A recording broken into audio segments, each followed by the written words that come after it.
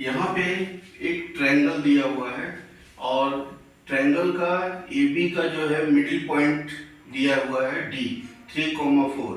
इसका और इसका मिडिल पॉइंट दिया हुआ है और इसका मिडिल पॉइंट दिया हुआ है। तो यहाँ से क्या करना है, वर्टिसेस निकालना है, ए बी और सी निकालना है। तो ये इस टाइप का सम जेई एग्जाम में देता है, इस टाइप का सम। ठीक है, तो इसको हम लोग शॉर्ट तरीके से कैसे बनाते हैं, अगर बड़े तरीके से बनाना चाहें तो बन जाएगा, लेकिन बहुत ज़्यादा टाइम लगेगा। तो जो भी कॉम्पिटिटिव एग्जाम है इसमें शॉर्ट तरीके से कैसे बनाया जाता है अभी हम दिखाएंगे।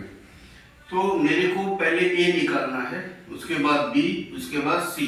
मिडिल पॉइंट इज गिवन, ये जो दिया हुआ है ये सारा मिड पॉइंट है, ये मिड पॉइंट दिया हुआ है, ये सबका मिडिल पॉइंट है। तो देखते हैं यहाँ पे ए कैसे निकलेगा। तो सबसे पहले शॉर्ट तरीका,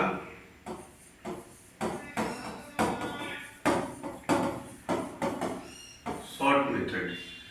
तो यहाँ पे ए अगर निकालना है तो सबसे पहले क्या करते हैं, ये जो वर्टिसेस निकालना है इसके अपोजिट साइड को, इसको मान लेते हैं x1 और y1। ठीक है, इसके अपोजिट साइड को इसको मान लेते हैं x2 और y2, और यहाँ इसके अपोजिट साइड को इसको मान लेते हैं x3 और y3।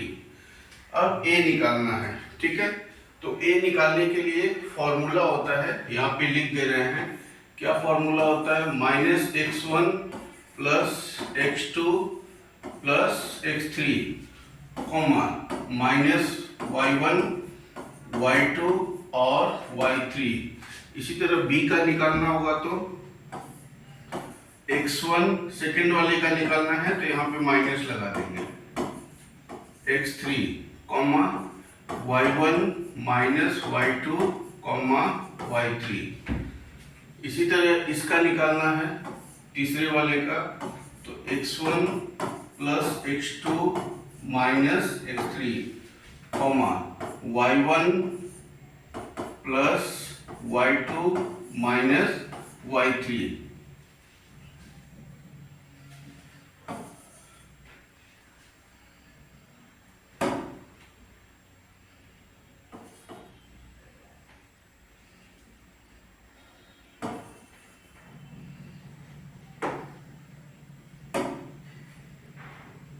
y1 plus y2 minus y3। तो यहाँ पे a का वैल्यू निकालते हैं सबसे पहले, a। तो a का यहाँ पे क्या होगा, x1 minus x1 plus x2 plus x3 comma minus y1 y2 और y3। ठीक है, तो यहाँ पे x1 का वैल्यू कितना है, x1 का वैल्यू 8 है, तो यहाँ पे लिख देंगे -8। x2 का वैल्यू कितना है, 6 है, और x3 का वैल्यू कितना है, 3 है। y1 का वैल्यू कितना है, यहाँ पे माइनस अपने मन से, y2, ये y2 है, y2 का कितना है, 7 है, और ये y3 है, y3 का वैल्यू 4 है, तो यहाँ पे 4 लगा देंगे।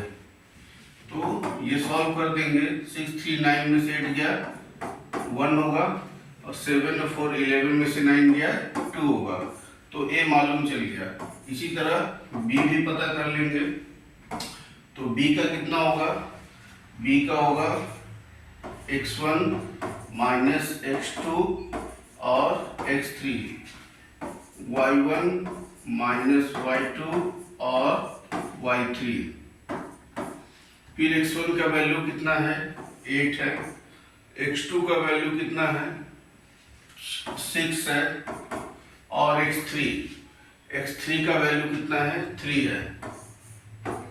y1 का वैल्यू कितना है, 9 है, y2 का वैल्यू ये है 7 है, तो यहाँ पे 7 लिख देंगे। y3 का वैल्यू कितना है, 4 है, तो ये 4 लिख देंगे।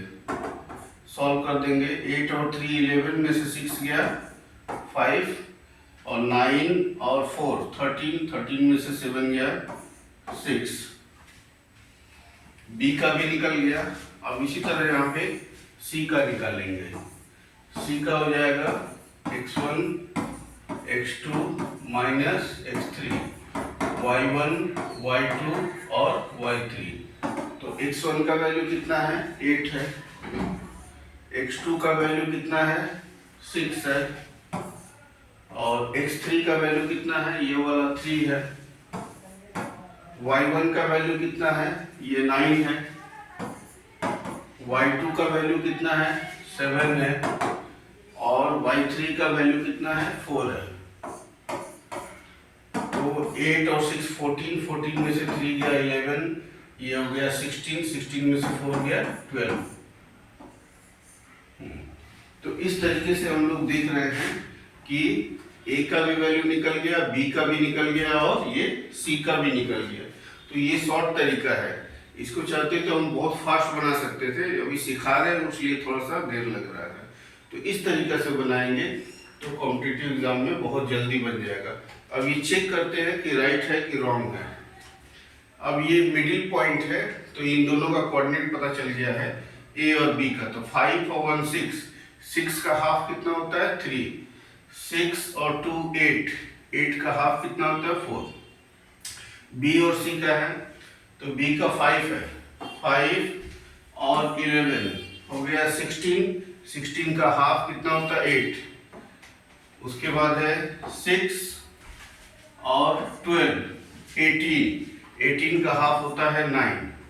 फिर इन दोनों का मिडिल पॉइंट ये 6 है तो ए और सी, ए ये 1 और 11 12 हो गया, 12 का हाफ हो गया 6 और उसके बाद है 2 और 12 14, 14 का हाफ होता है 7। इसका मतलब ये बिल्कुल राइट है। इसी तरीके से कॉम्पिटिटिव एग्जाम में जल्दी किया जाता है। तो इसका बेसिक फॉर्मूला याद रखेंगे, ये और ये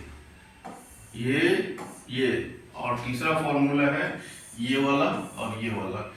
याद रखने का ट्रिक है ये कि जब पहला वाला निकालेंगे तो इसमें सबसे पहले जैसे ए निकाल रहे हैं तो ये माइनस रहेगा और ये वाला माइनस बाद बाकी प्लस।